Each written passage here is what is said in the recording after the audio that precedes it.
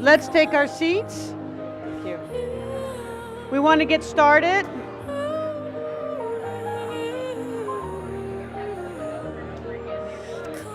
Let's take our seats. Andrew, will you ask people to sit down in your immediate area, please?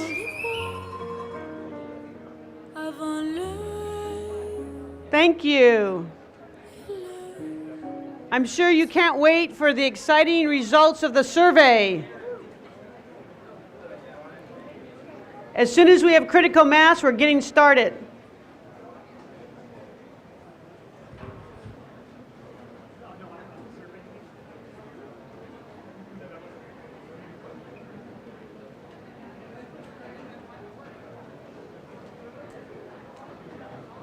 Survey. I want the survey, please. Okay. It turns out, strangely enough, you know your beverages. Maybe nobody will be surprised. So of the 4 beverages that you had for choices, let's all shout it out together. Which one uses the most water to produce one serving? Beer. Sorry, Pete. Beer is the most water intensive, 28 gallons per serving. Next, what do you think next is?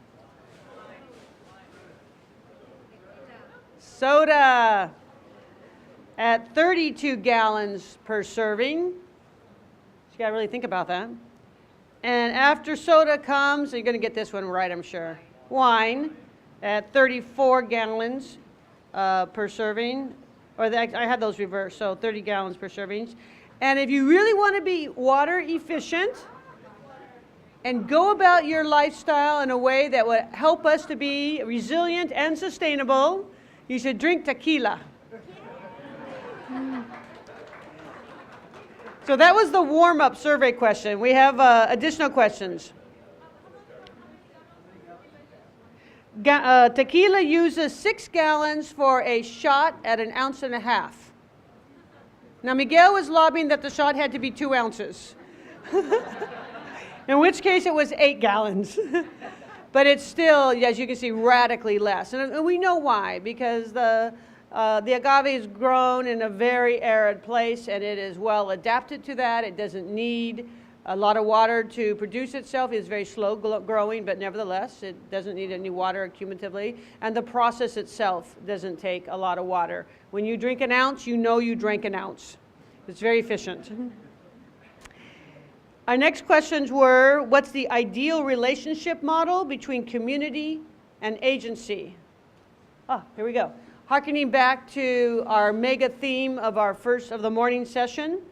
And the winner is inclusive representation. People thought was the most important factor. Next was a commitment to common goals. So that's a little bit easier said than done, because first you have to understand what the goals are, and then you have to develop the trust and the understanding to have what a common goal is, and then you have to commit to that common goal against a lot of obstacles. And finally, last ranked, which is the one nearest to my heart, is integrated water resource management. It's complex, it's difficult to pull off, and I think all of you really need to look into your hearts and ask yourselves why it wasn't number 1. But at any rate, that was the answer. The next question was, how would you characterize the gap between water decision makers and their communities? And the first one was, no shock, inclusion. Lack of inclusion. So that's the biggest problem. Number 2 was communication. You just heard Kathy Jacobs talk about communication and how really treacherous it is. Even people who have spent a lot of energy on it, translating and communicating is no easy task. And finally is the institution. And I think what we're thinking about there is the institutional design. And in water in the West, we have specifically designed our institutions to exclude people. As part of the progressive movement, the idea was corruption equaled politics, and you had to remove corruption potential and politics from water management and water policy because water was so incredibly important. And when they threw out politics, they threw out the people. And the institutions have been designed around there to be exclusive, in fact. And the mantra has been water is so complex that you can't possibly understand it, community members. Just pay your rates and leave it to the experts. And we've gotten to the point where people are no longer going to allow that model to continue. Because of the data developments, we have in our apps a close and personal relationship with our institutions. We expect them to hear our concerns. We expect them to understand our concerns, to value them, and to implement solutions to those concerns. The institutions aren't really walking around with those handheld devices quite as much as all of the water users and the community members. So they're a little bit slower to adapt. And that's what we need to accelerate.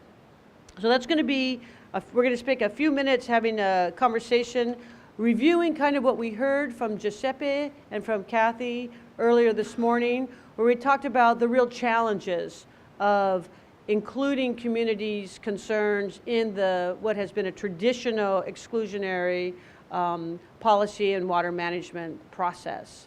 So I'd like to invite you now. You all were out there having lunch, having conversations. I expected that some of you had conversations about your own personal challenges of getting communities to hear what the institutions are trying to talk about and getting institutions to hear what the communities. We really look at it as a two-way street. So I'd like to take just a few examples of people who think they have solutions along the lines of what you heard with Kathy and Giuseppe, solutions on how to close that divide between institutions and communities. Open it up.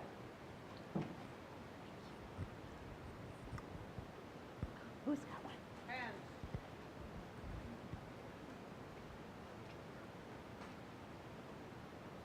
Yes, I'm Victor Griego with WELL. I think the answer is the work that we do where we educate local elected officials. They are the closest to the populations, the constituency, the voters, and so if we're able to educate a constituency of local leaders to translate and bring the community science that we heard this morning, I think we get a long way to bridge the gap. So that's what I believe. Thank you. Anybody else?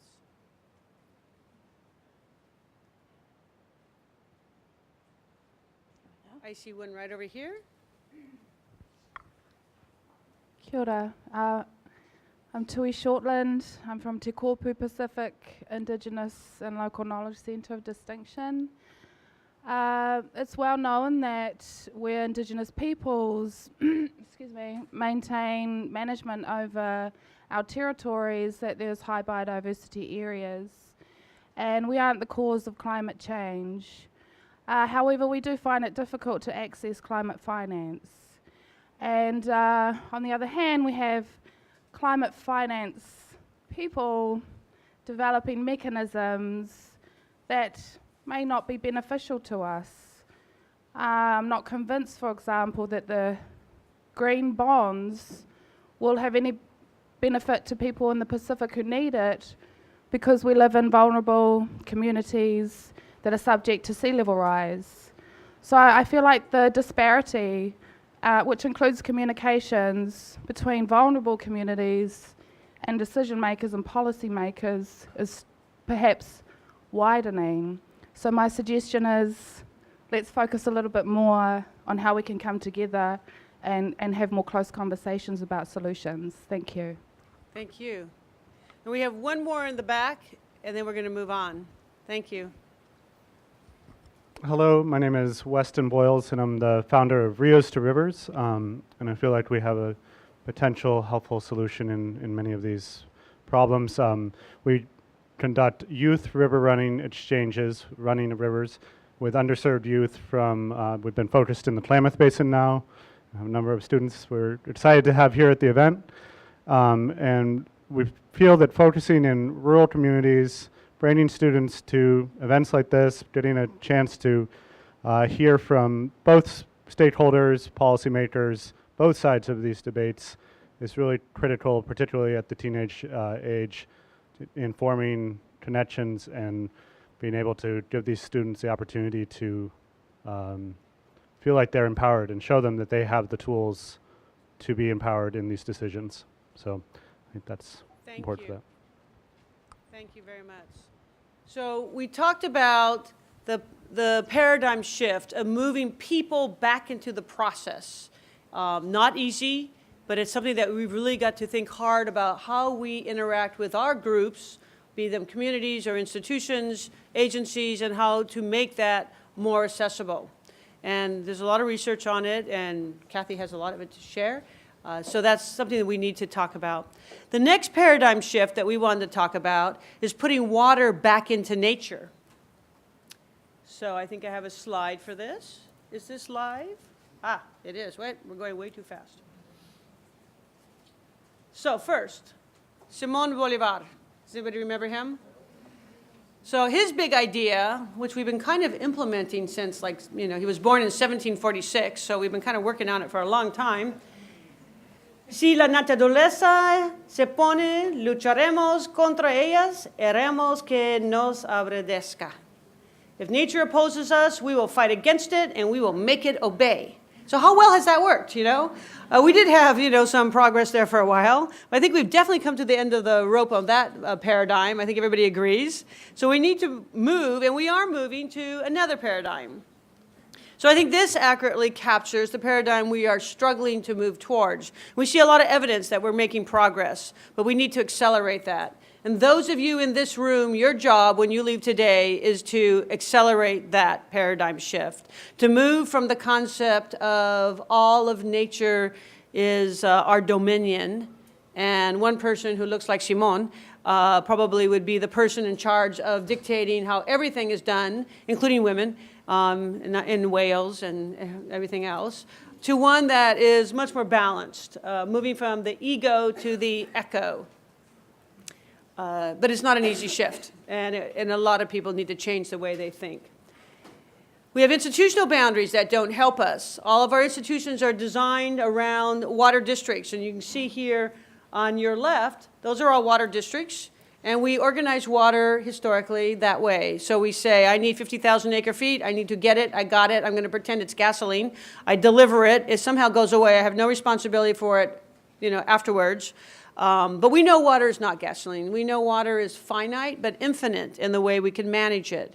And if we managed it not by institutional divides or boundaries, but rather more like in the system, which you see on your right, and managing its natural recycling, of course we can speed that up with artificial recycling or our own infrastructure, but if we use Mother Nature is always recycled, we can get many more uses out of that drop. And so that's this paradigm shift of moving water back into its natural system, starting from the headwaters all the way down to the receiving waters, be it a river or an ocean.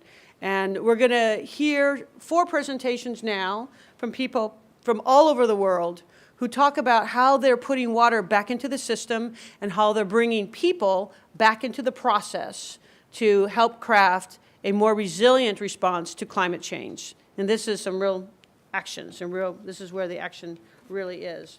So our first person is Bill Tripp. And Bill is going to join us up here right now. Our processes will be that we have 4 speakers, 10 minutes each. They will come up and make their presentation, then take a seat here, and then we'll do the interaction after all 4 of them are joined us together. Bill Tripp is a Karuk tribal member and is their Deputy Director for Ecocultural Revitalization at the Department of Natural Resources. He is a specialist, which you'll see, in forest management. He is also the lead author of the Karuk Ecocultural Resource Management Plan. Help me welcome Bill Tripp.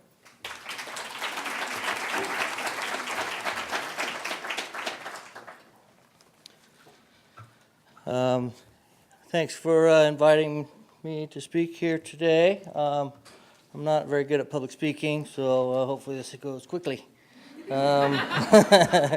So with a lot of indigenous populations, we look to our mother first, and and in a lot of indigenous communities, there's a specific order to how we approach that look, and you know, most oftentimes it starts with water, and then goes to fish, wildlife, plants, then people.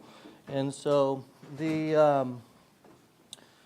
I started my my education at 4 years old with my great grandmother telling me how to burn the hazel, and by the time I was 8 years old, I was burning by myself, and the Forest Service was running around the country looking for the phantom fire, which they never found. But we maintain that relationship in my family, in our traditional village, since time immemorial. My first job where I made money was reconstructing our sacred salmon sweat house that was washed half off of the mountain after dams in the Klamath River system started to be built, and the water management that led to that undercutting of many of our village and ceremonial areas. And so moving on through time, I became the fourth position at our Department of Natural Resources in 1993, and we started to look at how we could restore access to fish to their spawning grounds so they can have their right to reproduce. Today, we're on the verge of the dams in the Klamath River Basin coming down, but I have had to walk away from that particular discussion for the past 10 years to get to some sort of progress in upslope management. Our sacred salmon ceremony can't be restarted until such time that the salmon have access to the upper watershed, and until we restore our relationship with processes such as fire, which enable warm water systems such as the Klamath to sustain a summer run of salmon. So with that, there is a story that they call the Karuk fire race that we are building into our actions, and we've just completed our first NEPA document signed by the Forest Service that is founded on traditional ecological knowledge with Western science frameworks built into our adaptive monitoring, research monitoring, and adaptive management practices. And so in doing that, we picked 5 focal species, one of which is the Pacific giant salamander, which carries its own prayer in our world renewal ceremonies and it's specifically tied to the water cycle and how the water comes in and rains and is used and by the plants and everything, and then winds its way back out into the ocean and to come back again. And so salamander tells that prayer. We are told that when we see salamander in trouble, we are on the verge of complete system collapse. We saw that in 2014. We've got a 25, 30-year data set on counting the spring salmon in the Salmon River watershed. In 2014, we were exceeding 15% mortality in the spring salmon stock in that system due to not having any snow melt that year, and the water temperatures were high. And along with that, we counted 800 dead Pacific giant salamanders.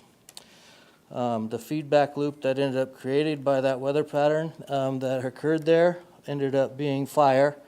We were writing a letter to the president to ask for a consultation on emergency declaration for imminent loss of our traditional food source in that Salmon River watershed. And the day we finally got the letter ready to send, the 2014 fire season began.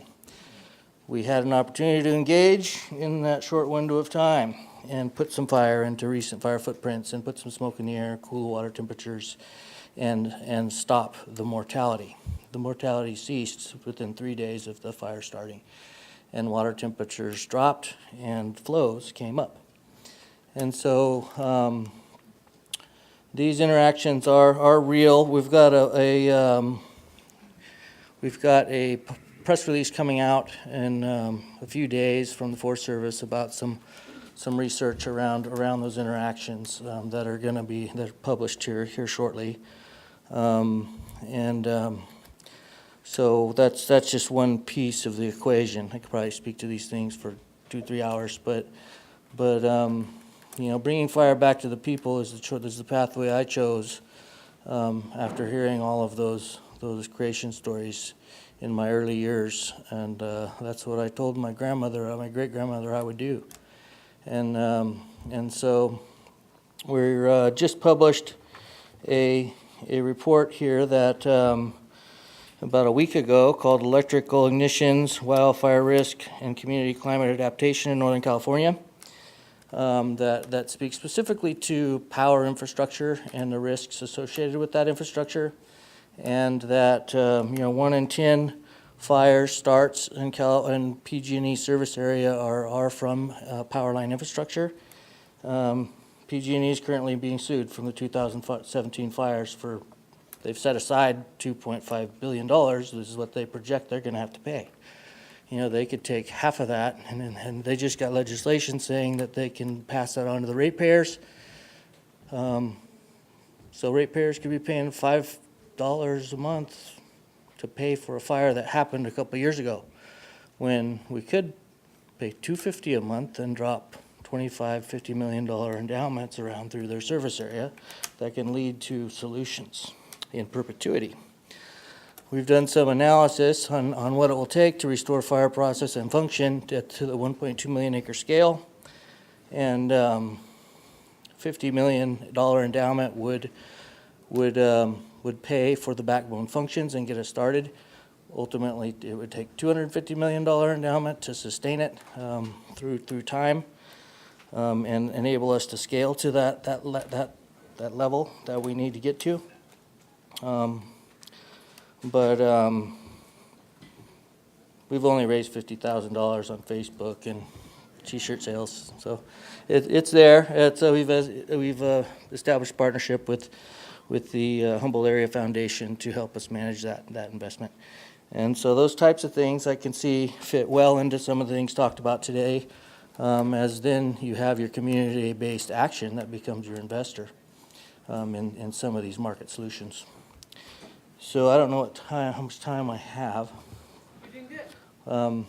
2 minutes left. Oh, there it is. Yes, and so, you know, we have part of these other pictures here is we are coming together and burning, doing our Klamath River Prescribed Fire Training Exchange events. We are working towards treating 5,500 acres around private property, so we can create the social license to restore our ceremonial burning practice on Off-Field Mountain, and then moving down to Orleans to do the same, so we can restore those practices on Black Mountain. Our ceremonies, our ceremonial leaders, and during the ceremony there at that place in particular, does a belly flop in the river and makes his prayer. And he sends that ripple down the river and calls up the salmon. Well, at the same point, that same indicator that you watch for tells people on top of the mountain to light the fire. That practice has been outlawed since 1910. And so the last time it was enacted was 1911. And so we really need to revitalize our indigenous knowledge, practice, and belief systems. If we continue to go on this path of not putting this into practice, we will lose the knowledge and we will lose our cultural identity. And I'm really glad to hear a lot of these things discussed, because it does give me hope that there is a pathway forward. And I'm just looking forward to hearing what the rest of you have to say. Thanks.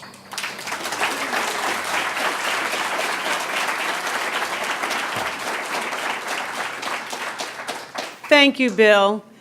We heard now 3 speakers who talk about looking to the legacy of indigenous practices as a more resilient response to the uncertainty of climate change. So that's really exciting to see that over and over again, and you're going to see more of that. I was told that I have been remiss. My name is Celeste Cantu. I'm the CEO of WELL, and my identity is in the app, so you can check it out. Maria Teresa Vargas is our next speaker. She is Executive Director of Fundación Natura from Bolivia. She has started a group, a movement called Watershed, and she's going to tell us all about it. Maria Teresa, thank you.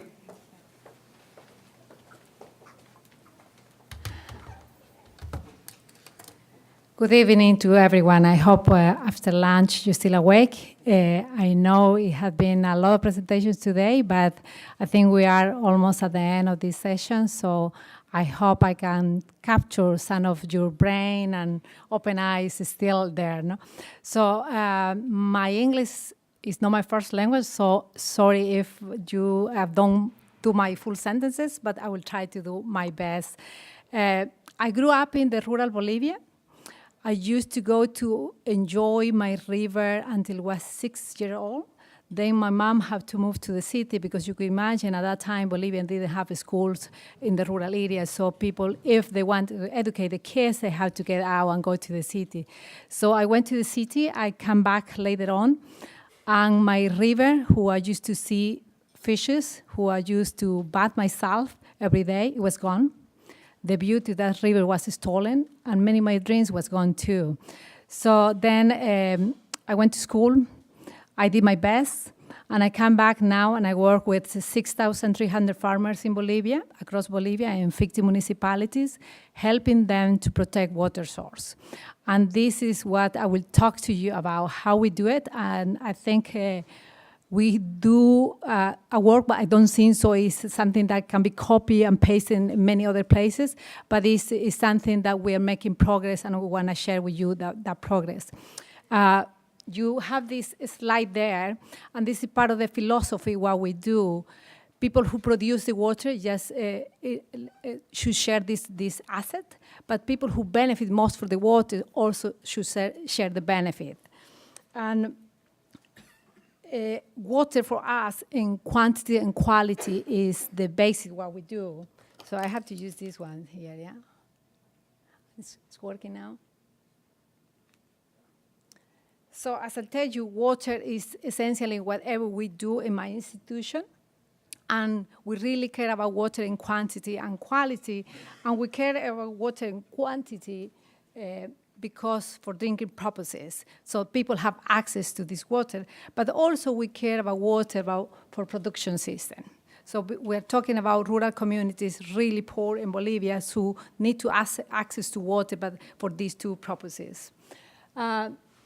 But what's the problem there? What's going on there? And I think this problem is not just for Bolivia. Cattle rancher, extensive cattle rancher, are taking away the underceiling and is the base for the deforestation in the tropical Andes. And this problem is not just in Latin America. I can see the same problem in many other places. But what they're just not taking forests, they also are taking the quality of the forest, the quality of the water. Cows go and poo in many of those places, actually, but people are connected to this water source and are drinking this type of water. So Bolivia, in the last 10 years, has made a huge progress with access to water, so people can access to water, but still this water is really dirty. It's really polluted. And it's polluted maybe because we have this extensive cattle rancher all over those places. So, on the other hand, if we conserve 1 hectare of forest, that hectare of forest could provide 700 cubic meter water, clean water to the ecosystem and be available for many of these people. That means enough water for 1 family per year. So this is the value to have an intact forest well protected. Meanwhile, if we have that forest taken away by cattle rancher, you know what happened later on. So what we do, and I want to introduce Dorotea Arteaga here. Dorotea looks like my mom. And when I see her eyes, and when I see her story, it's just going back all my memories for the same place that I had been born, and she lived in that area too. So Dorotea every single day go down the hill to get a bucket of water, actually, for her drinking purposes. Many people do that globally, you know that, yeah? That we walk, especially women, we walk long distance to carry water to our house. But what is important here is to see what happened here.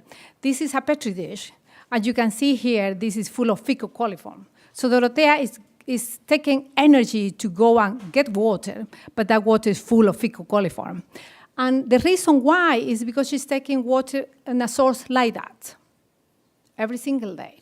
Huh? So, but also Dorotea have forests, and have forests in one of the ecosystems that is so mega diverse. It's next to a big national park in Bolivia, the Amborón National Park, and this park is the 12th park mega diverse in this planet. Yeah? So what we asked Dorotea to figure out, she can protect some of these forests and interchange. She actually could receive water like this and not like that. And she agreed to do that. So she committed to protect this forest for the next 20 years. In interchange, she will receive support for the municipality, for the water enterprise, and other local institutions in their own municipality in order for her to have water in her house, but also to diversify her economy, because this is what she needs. She needs to improve her livelihood too. So like Dorotea, we have, as I tell you, these other 6,000 farmers who are doing the same thing in their own plot of land, in their own piece of land. And this is the contribution they are doing to climate change for themselves, to be more resilient with climate change, but also to provide an access to the rest of the society in Bolivia. How this works? Mainly, the scheme is financed by the local authorities, by the municipalities, and also by the water enterprise, any water enterprise who are in this municipality. They create a package of incentive for the farmers upstream who are willing to change practices or are willing to protect intact forests. So they finance the whole thing. 70% of their resources are coming from these local authorities. And I will say international cooperation is really great. We need it. And it's important to push the wheel, but many things have to take response for the local actors. We will be living there. We are in charge to figure out what type of future we want to see today and tomorrow. If we don't take actions, I think we will suffer. So the first idea is how we take this responsibility, but the international cooperation help us to start the process. Just as a result, right now, I told you we work in 50 municipalities across Bolivia with the same type of schemes, but we reached this number of farmers, and those farmers are protecting right now 300,000, more than 300,000 hectares directed through direct incentives. But also they are helping to create protected areas, what they call the water factories. So it's a larger area that they want to protect with this, with the same scheme. How this works, and maybe we have some lesson here, why we think this has been expanded in Bolivia so quickly in the last 13 years, is mainly because it's designed, implemented by the local authorities. And I think that's the first step. When we go from outside and tell them this is the recipe, what we should do to protect your water resources, actually think that's not the first step that should happen. It's when people decide how they can do this, how they can pay for that too, not just receive something, how they can be actors in their own design. This type of scheme, of course, they do conservation, they do development, they do adaptation to climate change, but more important, they give a voice to people who didn't have voice before. The water in my country and many countries in South America had been organized actually by the civil society because the state government was so away, they couldn't reach many of those places. So society organized and decided we will provide water in this way. These people never have voice actually to discuss anything else about water resource. Now they are on the table, they are with the local authorities to decide how they can be helping them, just not connect the people with the tap of the water, figure it out to thinking back where the water is coming from and what they need to do to protect this water resource, the water source. Because if they don't have water tomorrow, it's not another watershed they can go and say, I will collect water now from here. Somebody else is there. So they have to take action now. Another thing, we're not talking a scheme here with a lot of money. We're talking really a scheme who needs just the willing to do, the willing to change, the willing to mobilize society, actually, and that is with minimal cost. Many of these schemes have started with $3,000, with $10,000. We're not talking really a lot of money. We're talking actually the hope of change, the hope how we get organized to think the future, that if my move, my water will be better organized, my whole ecosystem. 2 more slides. This is based on social norms again, is to emphasize the point that I made before. It's no payment for environmental services, it's people who live and share the same resources in a given watershed. They get organized and figure out how through the reciprocity concept, people down the stream can help people up the stream to do better practices of the forest that they use. Finally, nice all the talk. If people down there cannot improve the livelihood, we cannot do this based on the poverty, the cycle of poverty that they have. They need to see the light at the end of the day. If they change the practice and produce honey production, the honey production means better income for them. And if we want to change cow practices, also we have to figure out how it look like these new cow practices that they can engage in the future. So. That's all. I think that's the next presentation. Somebody else. Thank you very much for listening to me.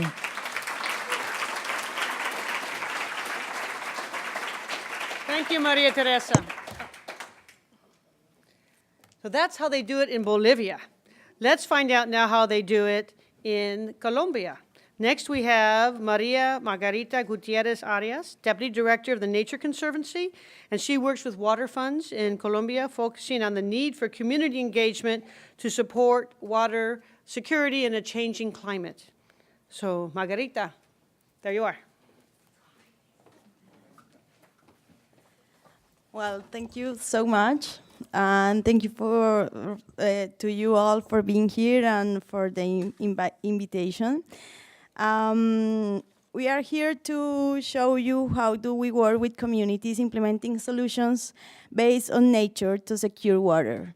And we are recollecting information that we have been talking all day long.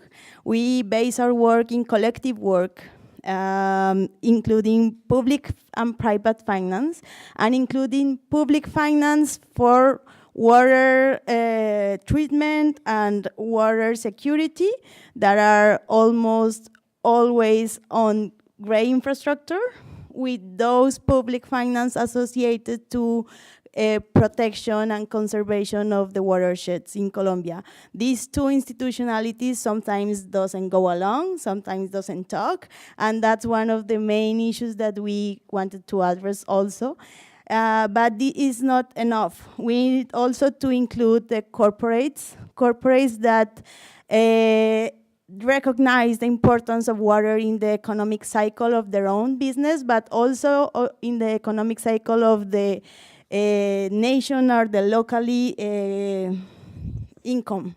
And finally, and not less important, the community work. The communities that works and live in the upstream, that are the one responsible, as Maria Teresa was telling us, we have a lot of work like that, but also the communities that are in the cities that use that water that most time doesn't recognize where their water came from, and they doesn't know where their water came from. So the water in Colombia came from these beautiful ecosystems mostly that are called páramos, and that are the high mountain ecosystems that we share with Bolivia, Venezuela, Costa Rica, Ecuador, and Peru, and that are the water factories of the Andean region of Latin America.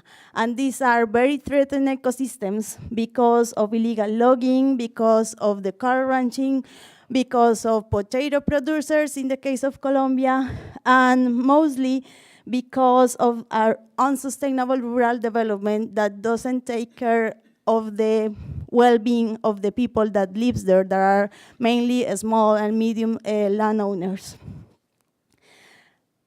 These ecosystems depends on these people, the people that Maria Teresa and myself are showing you, Doña Cristina, Doña Cecilia, Mr.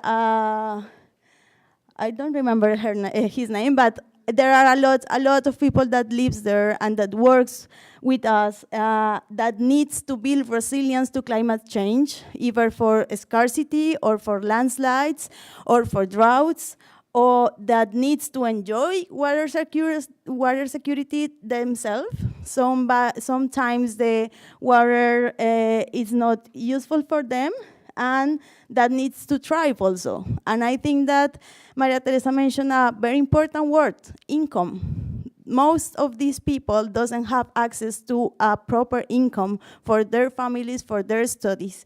And I think that as they need to satisfy their household, they need to use clean water, and they need to build resilience to climate change. And that's why we work with them, not only for them, but also for the 80% of the population in Colombia depends on the water that there is produced in their lands.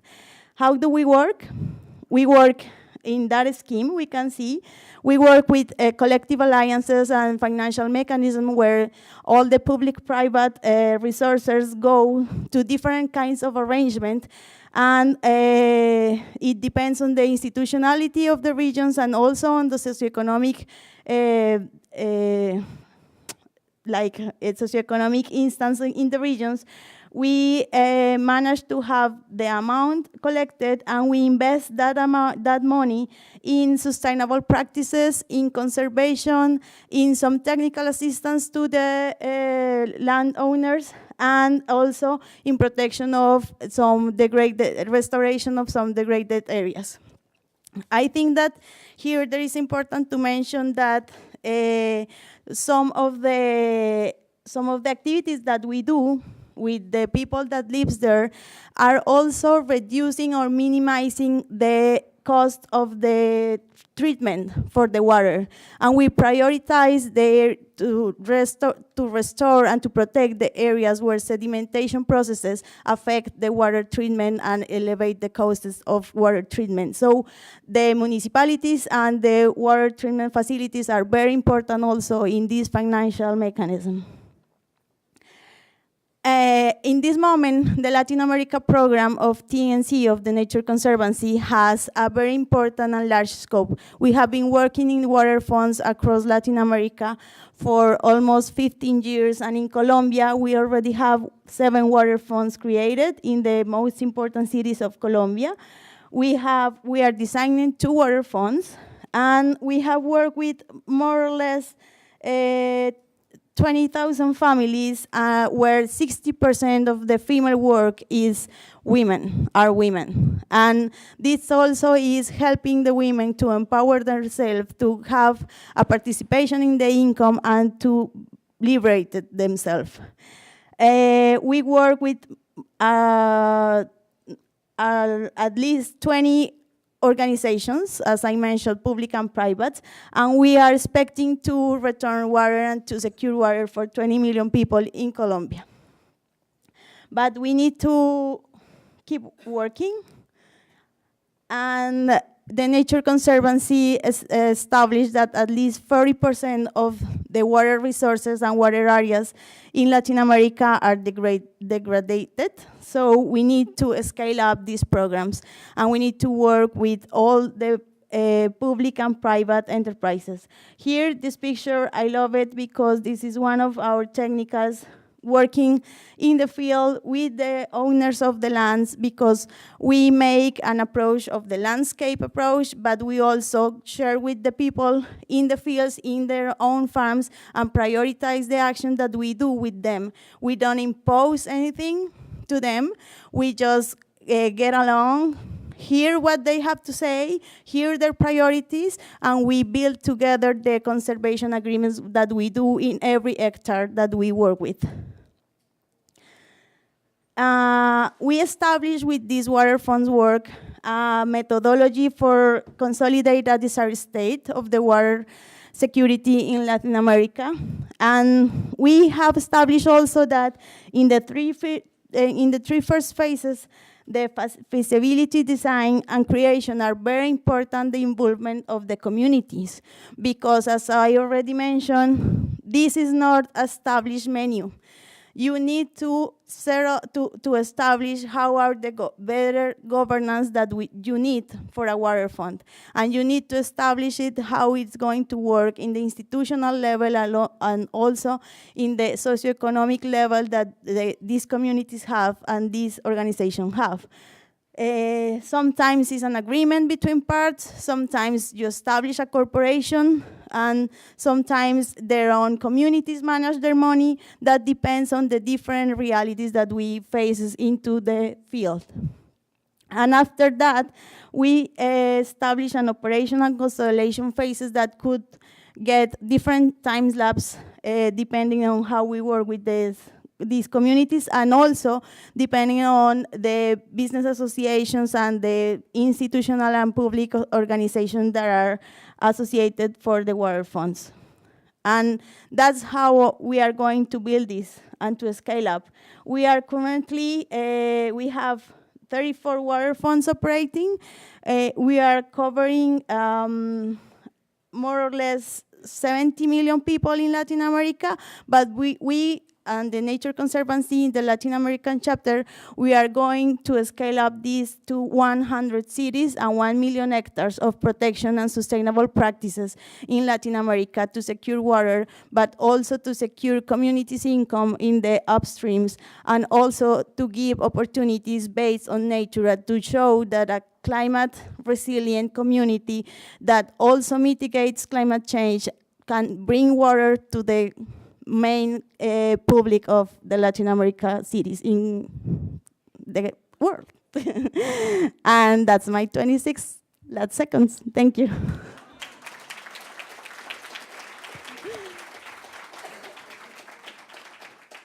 Thank you, Margarita.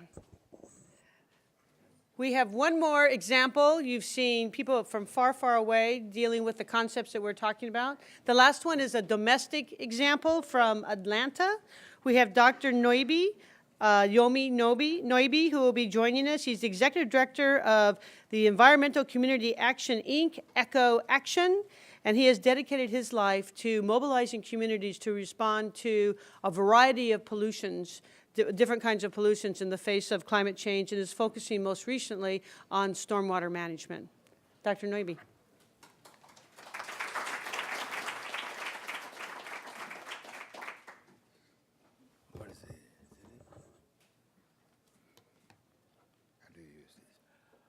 Good afternoon, and thank Jalon of the Cresty Foundation for inviting me in, and I thank all the organizers of this great Water Pavilion for creating a space to dialogue on creating communities, creating opportunity from climate change.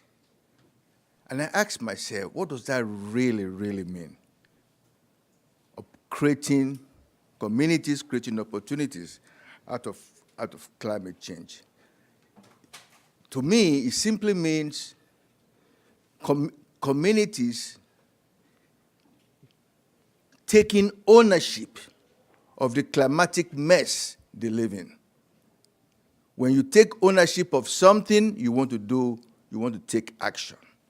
So I'm here representing, what is the PowerPoint?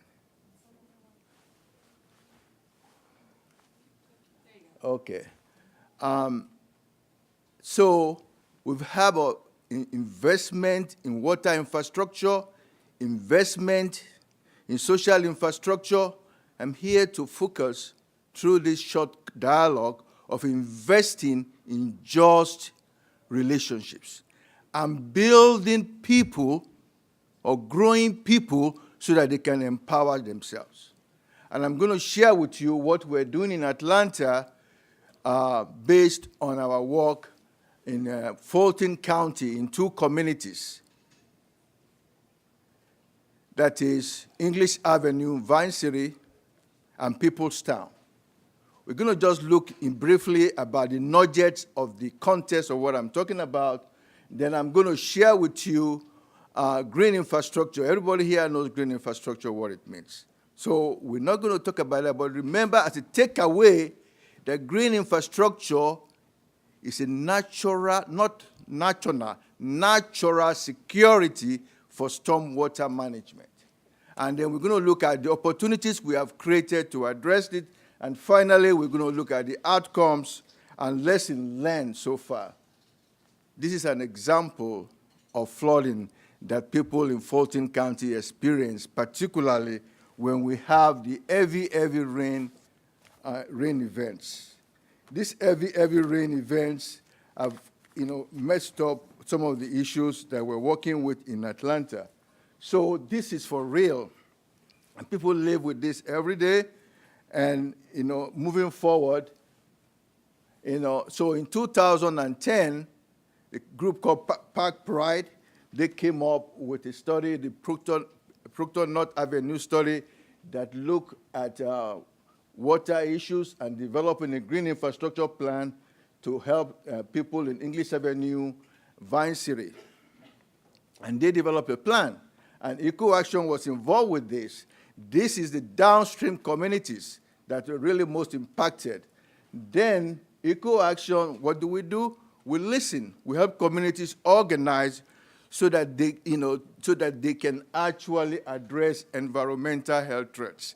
We help them connect environment and human health. That's really our job, the connectivity of the environment and human health. And we do that through all these activities. Quality education, capacity building, we do all that. And the most important thing, we also do research, not the most important thing. We don't do research. Sometimes we are forced to do research to make a case. And we've done that, and green infrastructure is a solution. It's a potential solution. I'm standing here to advocate for that. I'm also aware that it has its limitations. In some places, we have to use gray. And these are some of the things we've done to develop green infrastructure to be able to create parks. In Lindsay Street Park, we created a park there. So this is just a table of the opportunities we have created. The Proto Christi Worship Council is now the voice of the people in Fulton, in Atlanta, about watershed issues. Then the Green Infrastructure AUC project that EcoAction led created 29 conceptual plans to capture 40 million gallons of storm water. And then we have, in 2016, we have the Atlanta Watershed Learning Network that started by ordinary people coming together with YOMI to create ways so that they can learn about the issues, so that they can be at the table with the readiness to act and think and act the way they want to act. So, the Atlanta Watershed Learning Network grew out of that, out of the need to grow the capacity of the ordinary watershed residents so that they can have a stronger voice at the table. Because you don't want people to be at the table without the knowledge, the skills, and the motivation to influence the decision-making. This is what we're talking about, to influence the decision-making. So the Atlanta Watershed Network will train watershed residents to have the knowledge, the skills, the motivation through a 6-month process. And at the end, they do a project to make a difference for their watershed in the community. This is very significant in terms of what we do. This, unfortunately, I can't go deeper right now. So let me just go to all of this point in terms of all what we are doing. What is it all about, Yomi? We are trying to understand that in trying to get to the real deal, which is climate justice, we infuse equity into all that we do. And thanks to U.S. Water Alliance for helping City of Atlanta to advance its equity plan. And we have people here from the city, other cities working with us. So we know that climate changes impact low-income communities due to extreme weather. We all know that. So what we are doing with all that in terms of the lessons we've learned, at the end of the day, there are 3 things that I want to leave with you in terms of outcomes and then the lesson learned. Is that 1, training, coaching, mentoring, and education for transformational change. As a result of the Atlanta Watershed Learning Network, we've learned that residents can actually be transformational at the end of the day. There's a transformational change taking place among them and taking place among even me, to be able to help people, I become transformed. This is for real. If you are doing collaborative work and you are not transformed, you are not there yet. And so that is the first thing. Then people have changed. Eco-action, our focus has always been on traditional issues, toxic molds. Right now, we are working on water issues. 8 years ago, we were not working on water issues. We have moved forward to help to address the climate change. Then the Proto Creek watershed is the watershed we're trying to protect. The Proto Creek is cleaner than before. And because the community residents are actually doing what we call the water watch, they get data and feed into the city.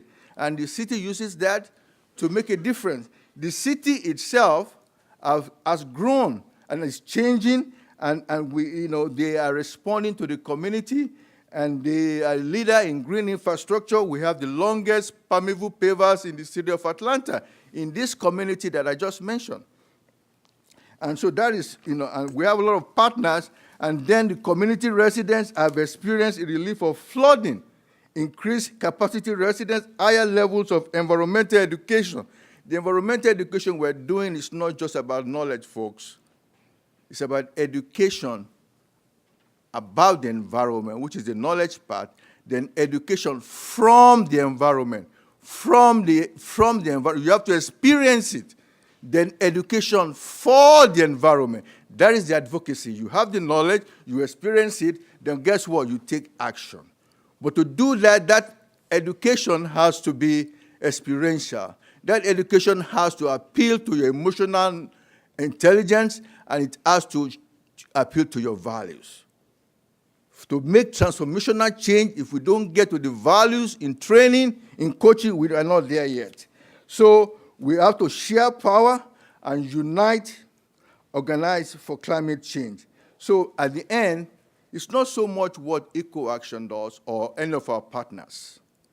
We have to do what we have to do to provide equity. What is important is what the residents, the community people do for themselves to empower themselves.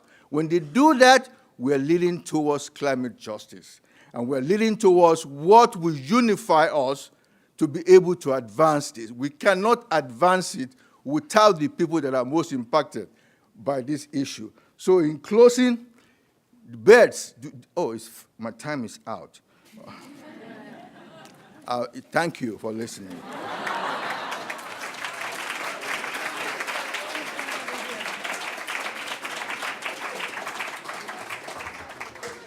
So now it's your turn. We've learned that it is not easy to do the kinds of things we're talking about, to accelerate putting people back in the process in a meaningful way, to engage people, to take responsibility and to inform the decision makers, and in fact to be the decision makers themselves. And it's not easy to accelerate the process of changing the paradigm from Simón Bolívar, where we are supposedly, everything is under our dominion, to working collaboratively with not just our brothers and sisters, but also with all the living things and the natural systems that we exist in. So this is your chance to ask questions of our panelists about, and I want your questions to be about what you need to be informed to do to accelerate that process when you go back. So we have very little bit of time, it's very precious, so we need less than 1 minute questions and less than 1 minute answers.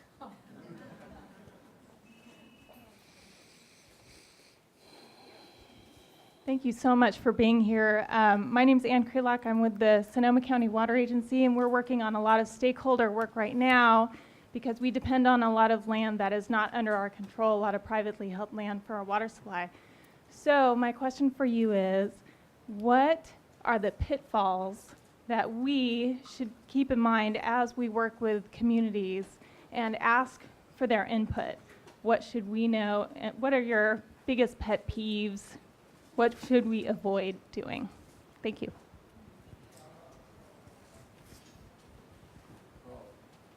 Two things. One,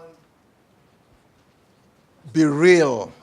People can smell when you are not real.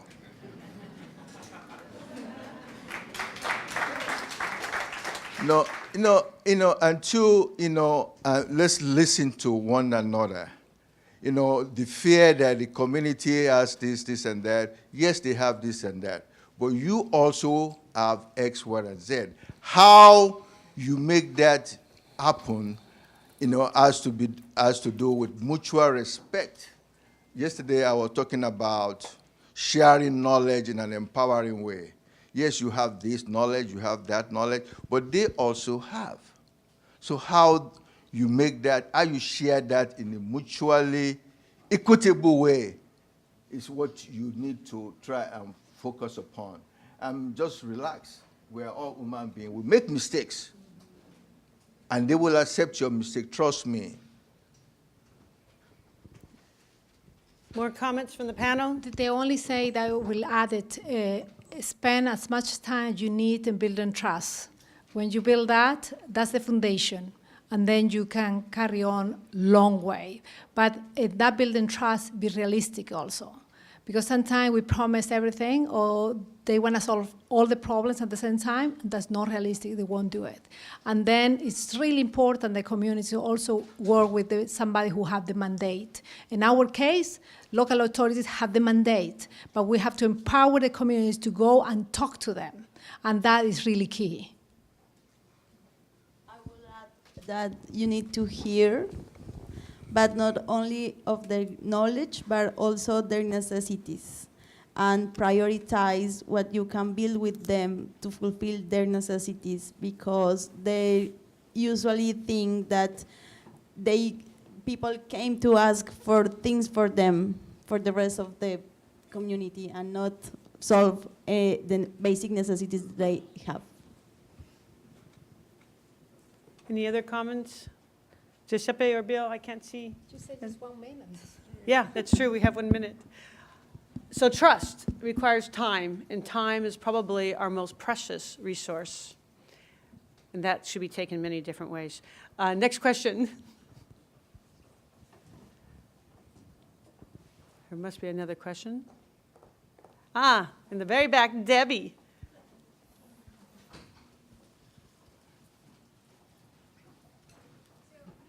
My question for you all is, what do you think is the single most important thing that everyone in this room should do to build that trust and connectivity? Just one thing. Who will launch first? I would say it's all about relationships. If you actually talk to people and engage with them on an ongoing basis, trust is a significant part of that outcome.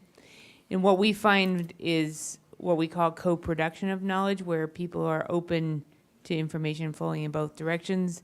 That really causes trust to happen most quickly, rather than having it be a one-way conversation. Thank you.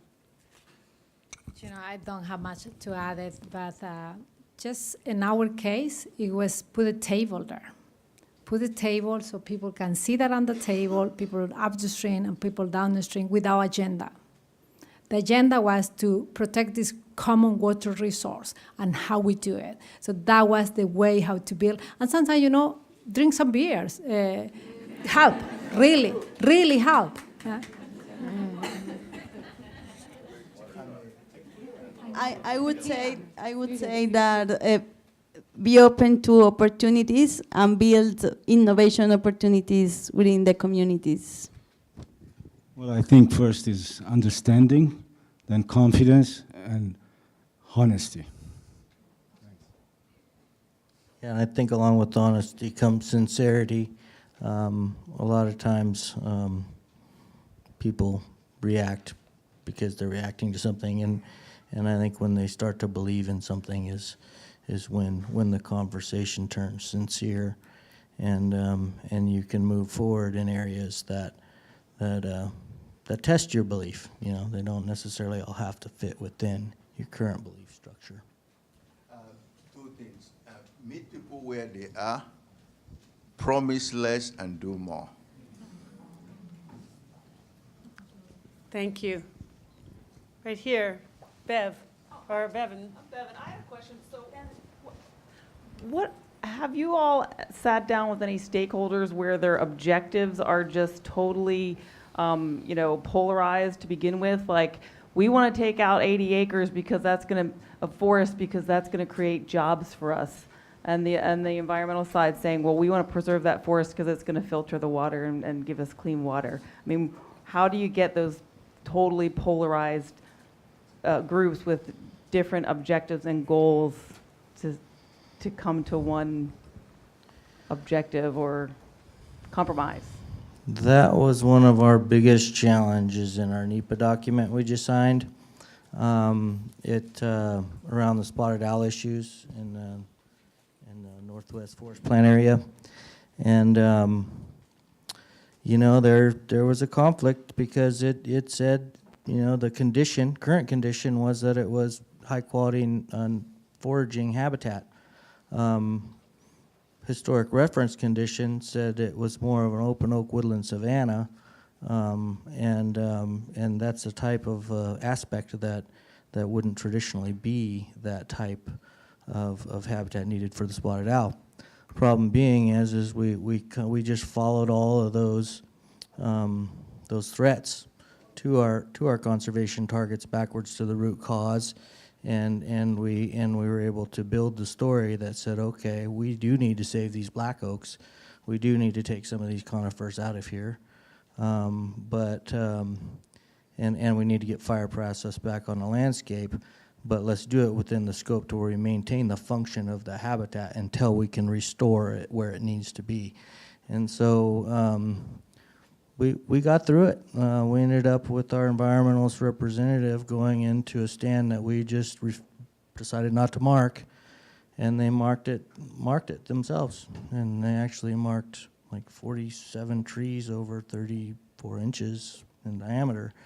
And but they did it because that component of that ecosystem would have fallen out if we didn't do something now. That black oak stand, most of them are gone in our area. I mean, if I may just use example, what's going on right now in Atlanta, we have a new mayor who is now seen as housing mayor. Affordable homes wants to be built on a floodplain, and so the Eco Action, the Borough Creek Stewardship Council, Atlanta Watershed, WAWA, those are grassroots groups. So we have to have the knowledge, the facts correct, okay? On both sides, we are for affordable housing, but we also want that space to be used to infiltrate, that's the argument. So we have to have the facts on both sides. We did that, and we're able to go to the leadership at the City Hall. And at the end, right now, Kwanzaa Hall, who ran to be the mayor, who is now in charge of Proto Creek, he took our advice, and then he called a meeting. But because we fed him with correct information in a way that it would touch him and other people. To cut the long story short, right now, the decision is pending. They're not going to just use it for affordable homes. They're going to use it also as a green infrastructure space to absorb stormwater. So that is, but it has to do with pushing, organize. I would say increase productivity in the areas where there is already cost, for example, and show the landowner that he can have better income in that area without touching the forest, and helping him to achieve that. That's one of the issues that we manage when we have this kind of. I would say most of the time is, as you say, is people with different desires are on the table. And I think information, as you say, is really important for them to move in that one direction. But also, like working with somebody who also have the power to say, we want the ecosystem look this way, if local authorities normally have the power, they can run the ecosystem in that direction. So it's like how you use the participation of the communities, all that, and it's not only all the farmers and also the local authorities to move things in one direction. What is important also with water is water unifies many people. It's a source of problem, but the scarcity, water is becoming more and more scarce. And that is what brings many people around the table and actually willing to do something, willing to sacrifice something. So we have to take the opportunity also to move something around that. Any more comments? Enrique in the back. Hi. So we have 6 people that have presented very innovative approaches and a lot of ideas that we have been discussing as having a lot of potential to address the challenges that we're facing. And none of you work for any government, local, state, or federal government.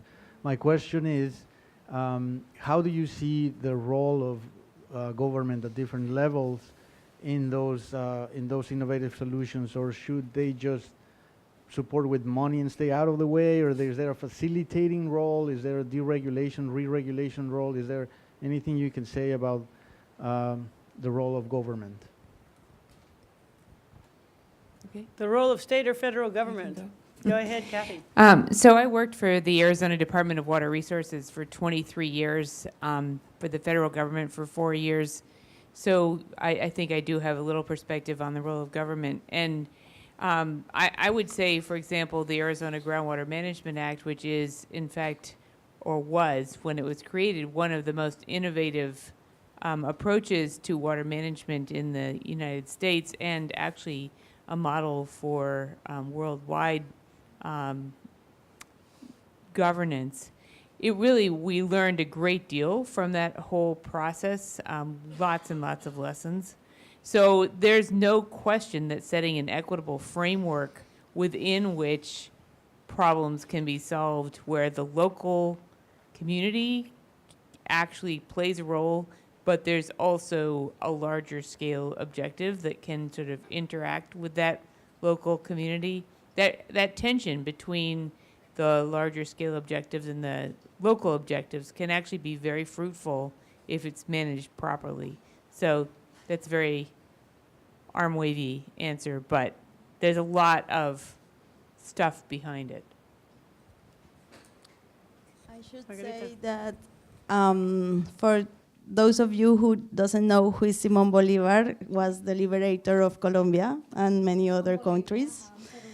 And our governments are still in that phrase sometimes. So I think the governments are very important, not because of the financial issue, but also because of leading the economic development that we need to have in Latin America. And we are, with these kind of projects, we are approaching them and trying to change this paradigm that Simón Bolívar established and that they follow. And for instance, for example, in Colombia, the Ministry of Housing, it's prioritizing conservation for water, for water security in the country. So we are already changing that paradigm, and without the governments, we cannot do that. My last point is, seems to me NGOs like us should become like a lab. They develop an idea, they test the idea, they prove the idea work, then really, if the idea is really good, it should be passed to a public servant at this stage. In our case, 70% of the resources, and remember we work in 50 municipalities across Bolivia, is founded by the local authorities. And this is being led by them, actually. We help them to create a scheme, and they actually, it's a contagion thing. One municipality start doing, then the next one, the next one. We wanted to reach in the next 5 years another 50 municipalities, being in a a third part of the country, maybe the rest of the municipality will follow along. So it seems to me we have a niche, we have to know what is our role, and I think for us our role is that develop idea, test that idea, and I hopefully pass it to the public sector. And of course, it's not that easy, it's difficult, it's also becoming trust between the NGOs and public officials, but that is part of the job that we need to do over time. Otherwise, a scale, I don't think so NGOs will reach any type of scale. They need to work with the private sector, and they need to work also with the public sector. Here, I do official for the Bolivian authorities. They came to see what's going on elsewhere also, just to learn and figure out how they can change what they do, what type of practice they use in Bolivia to do watershed management. Then the last thing is, we invest in our countries globally in the great infrastructure. We don't really invest in green infrastructure because it's lousy. We don't know what it means actually, who we work, and it's difficult to work with communities. It's not an easy task. So few people really work on the ground to figure out how they get organized, and actually not just to take care of the forests, to take care about that infrastructure that had been invested with taxes from the citizens. So it's a win-win actually when they develop projects engineering, figuring out how we work with this, organizing the community to manage this asset for the long run and manage the forest around this asset. In our area, our Aboriginal territory is 1.2 million acres, or 1.4 million acres, and it's 98% in the National Forest System. And so the federal government is a partner in everything we do. The one thing that we've struggled with is that they haven't recognized historically that we have an established jurisdiction over that landscape as an indigenous nation in that place. And it's defined in our Constitution that was improved by the Secretary of Interior back when we were formally recognized. And so that's starting to be realized, but there are some real conflicts in those governance structures, particularly around restoring historic fire regimes and the human component of that. The air quality regulations around primarily managing human health or anthropogenic emission sources are forcing the burning window into the one time a year when indigenous peoples did not ever burn in that place. April, May, June is when all the prescribed fires are supposed to happen based on air quality. Well, based on the fact that we do not use fire for anything other than heating and cooking during the time Pleiades is not visible in the sky, because that's when everything on Earth is reproducing, those governance structures conflict and they have major impacts that no one sees until it's too late. And so these are really important discussions to have, and they are starting to happen at those three levels of sovereign community or governance, federal, tribal, state governance. Thank you very much. I see that our time is up. The most important thing is, as you leave this conference and go on to your day tomorrow and the next day and the next year, unless you have a strategy to put the kinds of things you learned today into action, it will be for naught. And it is far too important to leave it to naught. So before you have a chance to forget, think about the next two things that you're going to do when you get back to your natural habitat that would implement the kinds of things that we talked about today that moves the paradigms. Join me to thank our panelists. They've traveled thousands and thousands of miles.